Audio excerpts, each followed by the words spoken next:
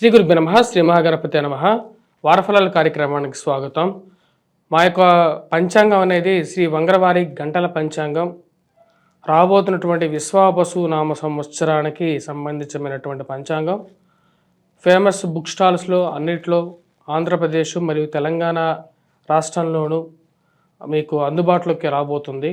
ఎవరికైతే పంచాంగం అనేది మనకు పూర్వ పద్ధతి ద్వారా మరియు అదేవిధంగా దృగ్గణిత సిద్ధాంతం ద్వారా గణితం ద్వారా గుణించబడినటువంటి ఈ పంచాంగం అన్ని స్థలాల్లోనూ అన్ని రాష్ట్రాల్లోనూ ఉపయుక్తంగా చేయబడింది. దానిలో మీరు గమనించినట్లయితే గత 10 సంవత్సరాలుగా మేము పంచాంగం రాయడం జరుగుతుంది. పంచాంగ జ్ఞానం అనేది ప్రతి ఒక్క మనిషికి అవసరం.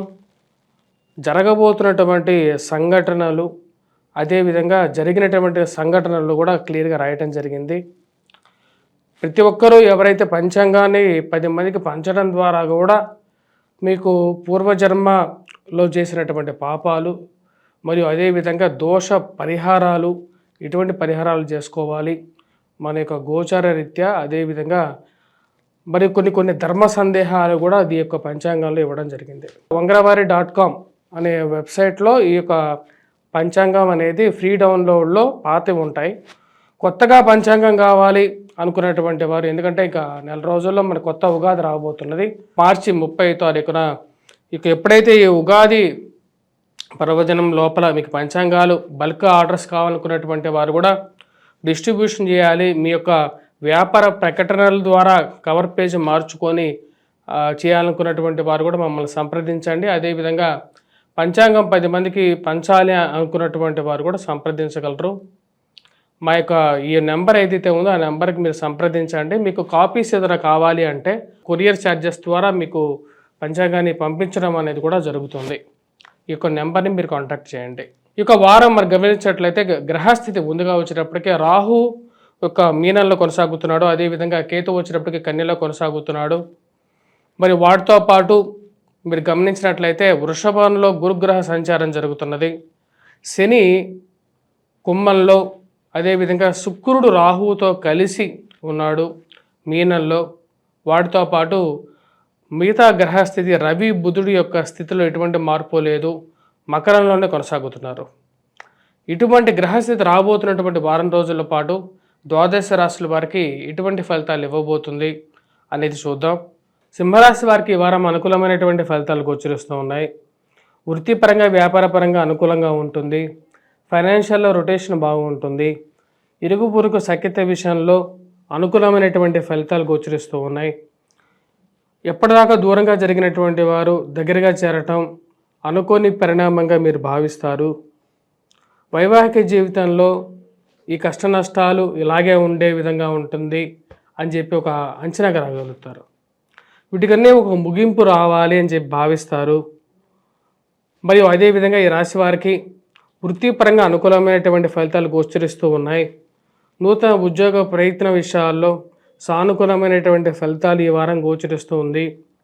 దూర ప్రాంత ప్రయాణ సంబంధితమైన విషయాల్లో అనుకూలత. అదేవిధంగా ఈ రాశి వారికి నూతన ఉద్యోగ ప్రయత్నాల్లో సానుకూలమైనటువంటి గ్రహస్థితి గోచరిస్తూ ఉన్నది.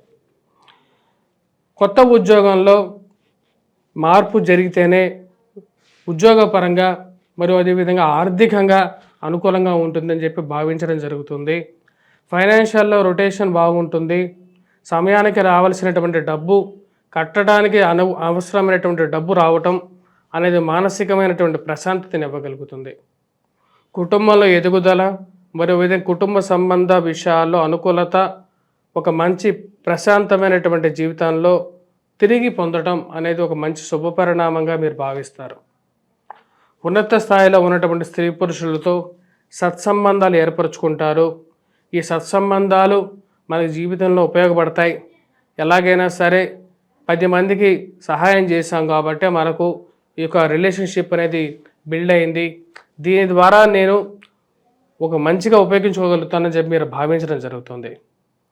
ఉన్నత స్థాయిలో ఉన్నటువంటి స్త్రీ పురుషుల యొక్క ఆదరణ, కార్యాలయాల్లో మీరు పనిచేసినటువంటి తీరును మెచ్చుకోవడం అనేది మానసికమైనటువంటి ప్రశాంతతని ఇవ్వగలుగుతుంది. ఈ రాశి వారికి అనుకూలమైనటువంటి స్థానంలో ఉన్నటువంటి రవి పూర్తి అనుకూలమైనటువంటి ఫలితాలు ఇవ్వగలుగుతున్నాడు.